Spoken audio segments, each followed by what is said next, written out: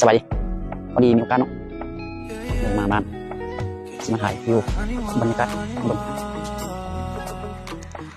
ดูงานไม่ได้นี่อันนี้ก็ประมาณเครื่องดื่มเนาะมีบอลห้องคาราโอเกะ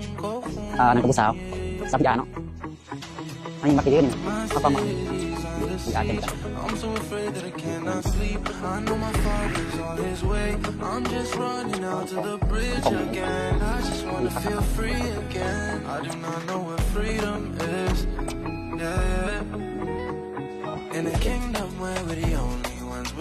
ไก่มาไก่เขียดนี่คือปักจันมาเวคุณดูเด้อ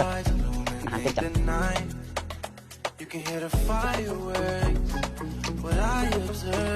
บรรยากาศประมาณนี้บรรยากาศอยู่ตรงขอบนักคนไทยกัน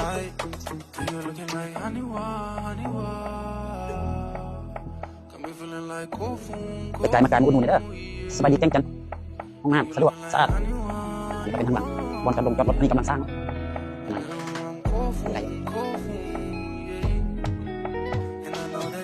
อันนี้10 โลปักจันอันนี้ผู้สาวพวกงานมาหาได้เด้อมาแล้วสวัสดีแกงจันมีคำตอบป่ะมาหาได้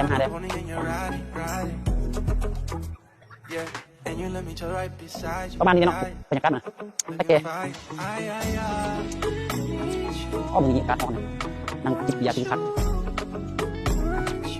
โอเคเจอกันคลิปหน้า